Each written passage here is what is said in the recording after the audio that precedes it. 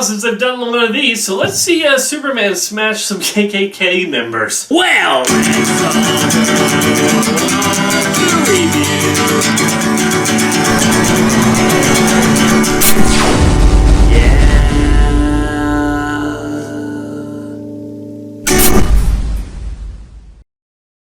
Hey everybody, I am Laser Dude. Welcome to another YouTube video of mine. This is a comic book review. It's been a long time. I basically, let's be totally honest, I basically quit doing comic book reviews. I don't have the time as much as I do anymore, and they're just a lot of work, and I've just not been as interested in comic books recently as I have in the past. So I still think that maybe every now and then I'll do one if a book really speaks to me, just like this one did. Superman smashes the Klan, or basically Superman versus the KKK. This is an interesting book for me to video. I was just streaming through my YouTube short stuff, and a video came on talking about how Superman kind of took on the KKK back in the day on the Superman radio show, and I always knew that story. But you know what? This inspired me. Was like, isn't there like a book or something that was read about it? And so I tried looking for it. All I found was this, and so I ordered it. But then I did find an audio book version of the book, so I listened to the audio book first. That is Superman versus the Klan, I believe. Yeah, no, and that was an interesting book. If you're a Superman enthusiast, it might be worth checking out and listening to or reading if you want to get the hard copy.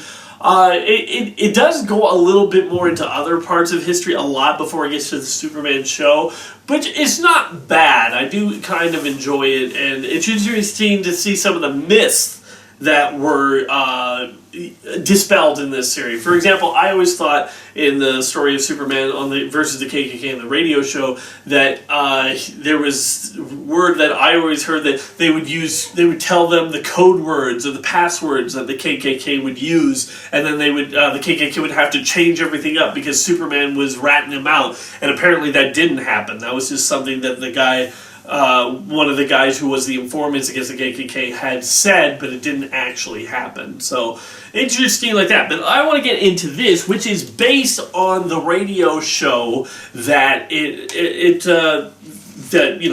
went on the air. But it takes it in its own unique way. Now, it was written by Gene Luen Yang and art by Guahiru. I'm sorry, I'm terrible with names. But anyway, so yeah, this is basically not just like inspired by, it's basically the same story that the radio show did, with just changing a few things along the way. Like, for example, they've added a couple of characters and changed stuff about Superman himself and his involvement in it.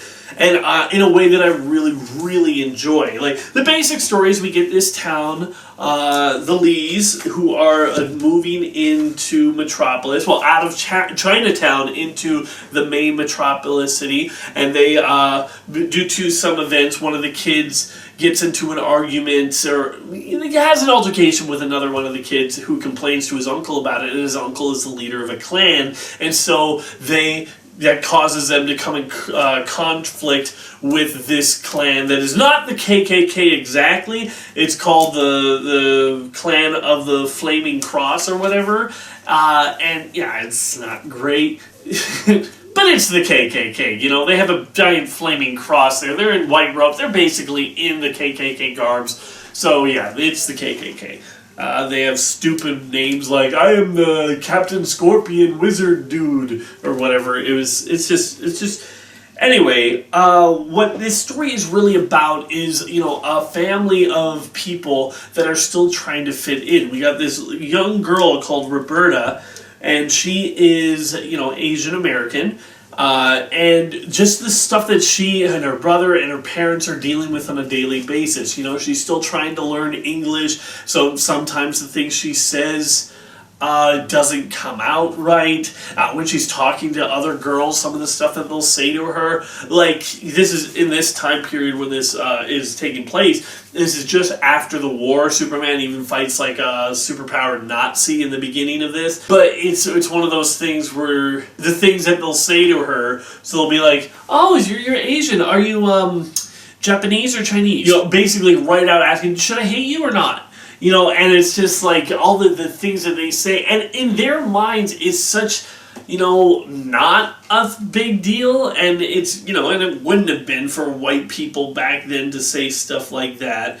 But anyway, she's feeling like she wants to just be normal for once and not have to stand out, but she doesn't know how to do that without throwing away a part of herself. Her brother, Tommy, is a more charismatic guy, and everyone seems to get along with him except for this one boy who he ends up replacing on a baseball team. And I kind of like this style of this book is kind of that old sort of, like back in the day, kids would help superheroes on their adventures all the time, and it was no big deal. It was like, thanks for helping me to save the day, Timmy, some things like that. But in here, they're in it a lot, and they're helping, but in ways that is not like overly dangerous. Like Superman's not taking them into a room of killers and all these KKK people and isn't doing anything like that. But anyway, but what I'm saying, what the change they did to Superman is he is finally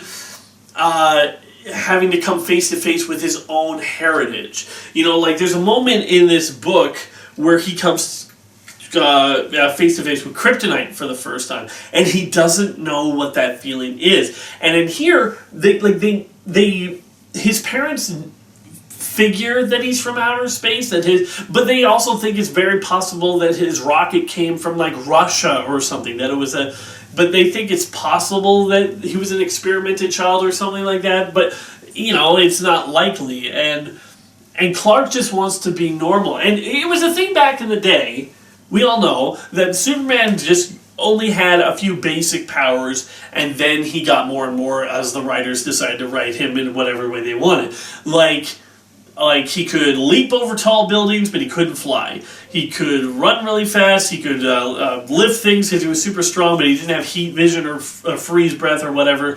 But this one, he starts to come in contact and having visions of his parents. And every time he sees them, they're very alien. They're like bug-eyed aliens. And he's like trying to ignore him. But the more and more he starts to pay attention to them and what they are having to say, the more human they look. Like, because they weren't bug-eyed aliens. Kryptonians looked basically like humans. But he realizes that he's hiding his identity, because there was a moment when he was a kid where he got angry and he flew and shoot laser, his heat vision out of his eyes, and his other kids and their parents said that he was demon possessed, and he didn't want to feel like he was infected with something evil. He didn't want to feel like he was... So in here, he can't fly because it's a choice, because he's mentally holding himself back. The little girl later, she realizes like when they land, like she's carrying her and he's jumping, but when they land softly. And she's like, that doesn't make any sense, especially because she gets car sick, very easily. And so the way that she's like, this is nice and soothing, and that's not how it should be. It doesn't work that way. So I feel like you're hiding and holding something back, because I feel she calls him out, basically saying like, if you can run fast, humans can run. If you can jump high, humans can jump. You can just do it better. If you can hear stuff, humans can hear stuff. You can just hear it better. If you can lift stuff, humans can lift stuff. You can just lift it better.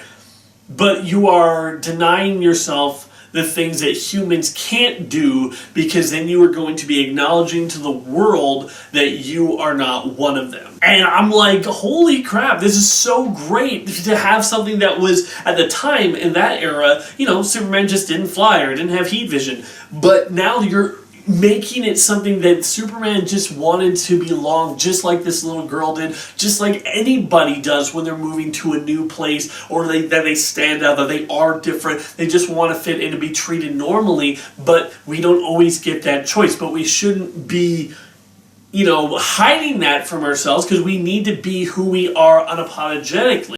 And it's sad, because when you do move up in the world, the people from the place where you were at before might not accept you. And then you got some of the other characters who are in interesting positions, like the boy whose uncle is the Grand Scorpion of the Fiery Cross. And he's struggling with a lot because he has been brought up in a lot of the racism, but when he sees how far his uncle is willing to take it, he has to step back and look at what he's actually doing. And then he has to come to the grips and justify whether his family is actually evil. And that's not something that's easy for anybody to come to, because these are people for the most of his life that he looked up to. He looked up to his uncle. He looked up to his mother. And yet, his mother is going on preaching that segregation of the races is okay, and the uncle is going even further than that, saying that they should be exterminated. But in the end, he needs to make a choice whether he wants to continue that hate in his life and in his future generations, or if he wants to be the one to put a stop to it. And I just really like the way all the characters are handled in this. Like, Lois is still always a lot of fun and everything. There's like this moment where a Klan's member is like, this sword was handed down to me from my great-grandfather to his father, or his son, and to his son, and to me. And then Lois says, wow, you think a milestone sword would cost more than $3.99 and the price tag's still on it? So they're just posturing, these people. And there's great moments like later where this head of this clan, this chapter of the clan at least, is like, he escapes after being arrested, and he goes to his big head honcho guy, and he's like, we need to band together to show the white supremacy, one power, one sort of thing. And the guy's like, we're just doing this for the money, right? We're just trying to get suckers who believe in all this racism to pay us $100 of initiation for their cloak and to make more money, and you're just making it harder on us. And yeah, hate is always going to be taken advantage of by those who want money. You see all the time these days where people will have these channels like, this is where women belong and people should be segregated or whatever. And then I saw a video of a guy who was confronted with a teenage boy who's like, I believe women are inferior and something like that. And he's shocked. He's like, well, maybe don't say that. And I'm like, he's saying that because you told him to say that. It's one of those things where maybe people don't even believe the hate they spew and they're just trying to make a buck off of it. But anyway, I don't even need to get into too much of the story, because it's a very basic, Superman saves the day, but I like how it incorporates him at the end having to embrace his own alienness, his own culture, and be who he is and not hide from it. And it's in a way, it works that in a way where he's also showing that he's standing up to oppression too by being unabashedly who he is. And so, yeah, I think this is a really great book. As you can tell, I borrowed it from the library, but I'm definitely going to be owning this one day. I think this is just a lot of fun for anybody, whether you're white or any color. Just seeing Superman beat up some Klansmen. It's like when you see them burn or die in Red Dead Redemption 2. You don't feel sorry, you laugh. So, yeah, Superman smashes the Klan. I love this book. I love the art. It's a great book. It's a cultural retelling of a story that happened at a very important time in history. And so I definitely think it's must read. I am definitely, I don't know where my laser gun is, so I'm just going to say I'm definitely giving this a 9 out of 10. I think it's really, really good, really, really fun, and definitely a book that I'll be sharing with my daughter in the future. So, that's all I have to say. Thanks for watching. Bye. Be sure to check out some of these other videos on my channel. And wait for more coming soon.